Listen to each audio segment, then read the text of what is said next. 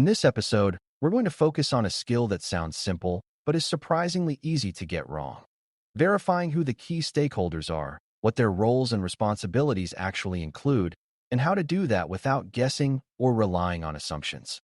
Beginners often hear the word stakeholder and think it means important people, but in security management, a stakeholder is anyone who affects, is affected by, or has authority over decisions related to risk and security outcomes. That includes executives, business owners, system owners, process owners, technical teams, legal and privacy partners, auditors, and sometimes external parties like vendors or regulators. If you misidentify stakeholders or misunderstand their responsibilities, security work becomes messy fast because decisions get made by the wrong people, approvals become meaningless, and accountability becomes blurry. Guesswork is especially dangerous because it can feel confident while being wrong, and it can lead to conflict when someone later says, "I never agreed to that," or "that is not my job." Verifying roles is therefore a security control in itself, because it prevents invisible gaps where nobody owns the decision. When you learn how to verify roles properly, you make security decisions more legitimate, faster, and easier to defend. Before we continue, a quick note. This audio course is a companion to our course companion books. The first book is about the exam and provides detailed information on how to pass it best. The second book is a Kindle-only ebook that contains 1,000 flashcards that can be used on your mobile device or Kindle. Check them both out at cyber.author.me in the Bare Metal Study Guide series. Start by separating 3 ideas that beginners often blend together: interest, influence, and authority. Interest means someone cares about an outcome. Influence means someone can shape what happens through persuasion or resources. And authority means someone has the formal power to approve, reject, or accept a decision. A stakeholder can have 1, 2, or all 3. For example, a business leader may have authority to accept risk for a business unit and influence funding priorities. A technical team may have influence over what is feasible and responsibility for implementing controls, but not authority to accept enterprise-level risk. A legal partner may have influence over obligations and consequences and may advise strongly, but may not own operational implementation. If you treat influence as authority, you might ask the wrong person to approve something, and that approval will not hold up later. If you treat interest as authority, you might allow a passionate person to dominate decisions they do not actually own. The goal is clarity: who decides, who advises, who executes, and who is informed. Verifying stakeholders means confirming these categories rather than assuming them. Another important distinction is between responsibility and accountability, because confusing them creates a lot of security confusion. Responsibility is who does the work, like implementing a control, updating a document, or operating a process. Accountability is who owns the outcome and is answerable when it goes well or poorly. In many organizations, the security team is responsible for guidance and coordination, but business leaders are accountable for risk decisions, and technical owners are responsible for executing controls.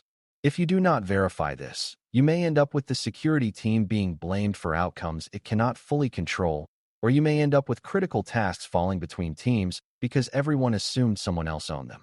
Accountability also affects escalation. If a decision is above a team's authority, it must move to someone accountable at the right level. Verification therefore protects both the organization and the individuals involved, because it ensures decisions are made by people who truly have the right to make them. Without that, you end up with informal decisions that crumble under scrutiny. To verify roles without guesswork, you need sources of truth, not just conversations based on memory. Sources of truth can include organizational charts, role descriptions, governance documents, policy ownership statements, project charters, and documented decision processes. Even in organizations where documentation is imperfect, there is usually some record of who owns what, such as who approves policies, who signs risk acceptance, or who is accountable for a process.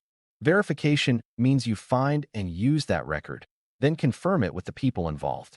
The confirmation step matters because documentation can be outdated and people's understanding of their role might differ from what a document says. A common beginner mistake is to accept the first answer they hear, especially if it comes from someone confident. Confidence is not evidence. A better approach is to triangulate, meaning you check at least 2 sources, such as a governance statement, and a leader's confirmation before treating a role assignment as real. When you do this consistently, you reduce surprises later. Stakeholder verification also requires understanding the difference between a title and a role. A title is what someone is called, like director, manager, or administrator, but a role is what they are expected to decide or do. Two people with the same title can have different authority depending on context.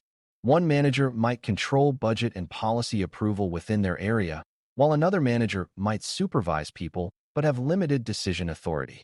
In security, you cannot rely on titles alone because security decisions often cross boundaries. For example, a system owner may have authority over a system's configuration, while a data owner may have authority over how data may be used and shared. If you mix those up, you might approve a technical control that does not meet data handling expectations, or you might approve data sharing that violates technical constraints. Verifying roles means identifying what the person owns, what decisions they can approve, and what responsibilities they must fulfill. This is especially important for roles like risk owner, because that role determines who can accept risk formally. When roles are clear, decisions become faster. A practical way to verify stakeholder roles is to start with the asset or process you are dealing with and ask who owns it at different layers. If the topic is an application, there may be a business owner who defines its purpose, a system owner who oversees its operation, and a technical team responsible for maintaining it.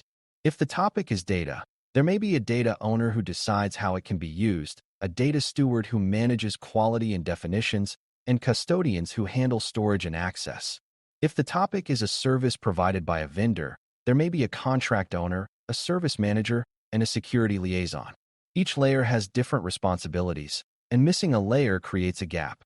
Beginners often stop after identifying one owner, but security management requires the full picture because risks and controls touch multiple layers. Verification is the act of making that picture explicit. Once it is explicit, you can assign tasks and decisions cleanly. You also need to verify stakeholders across time, not just at one moment, because responsibilities can shift during projects and incidents. In a project, early decisions might belong to the sponsor and business owner, while later decisions about implementation details might belong to system owners and technical teams. In an incident, authority might shift to incident management leadership and communication responsibilities might move to specific roles. If you do not verify these shifts, you can have situations where people wait for approvals from someone who is no longer the decision owner in that context. That creates delays, and delays are costly during security events. Verification across time means you clarify who is the decision owner for this phase, not only who owns the asset in general. It also means ensuring people know when to escalate and to whom. This is where clear governance and documented procedures help, because they define authority during different types of events. A strong security program trains people to recognize when roles shift. Another part of verification is dealing with stakeholders who are indirect but still critical, such as legal, privacy, audit, and compliance partners. These stakeholders might not own the system or data, but they influence constraints and obligations that shape what is acceptable. If you ignore them, you may implement a technically sound solution that creates legal exposure or violates a contractual requirement. If you treat them as decision owners when they are advisors, you may slow progress by waiting for approvals they cannot provide. Verification here means clarifying whether they provide requirements, approvals, or consultation, and how their input is captured. It also means clarifying who is accountable for ensuring obligations are met.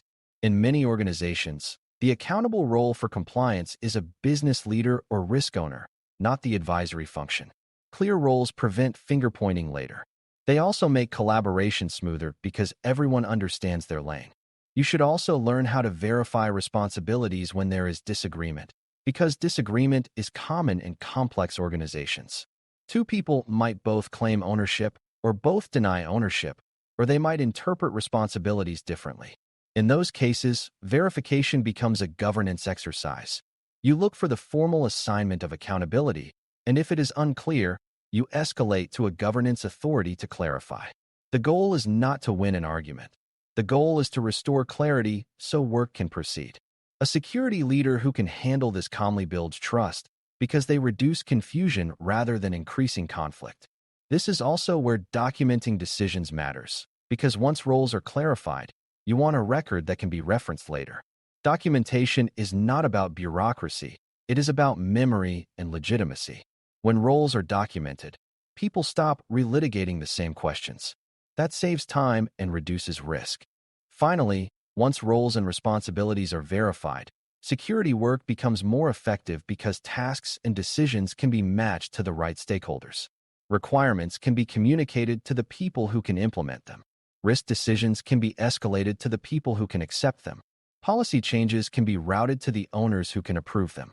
Training can be tailored to roles because you know who needs what. Without verified roles, security programs often rely on informal networks, and informal networks break when people change jobs or when a crisis hits. Verified stakeholder mapping creates resilience in the program itself.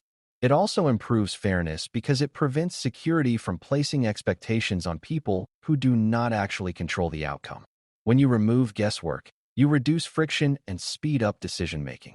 That is exactly what a management-focused security approach aims to do. In conclusion, verifying key stakeholder roles and responsibilities without guesswork is about creating clarity in who decides, who advises, who executes, and who is accountable for outcomes.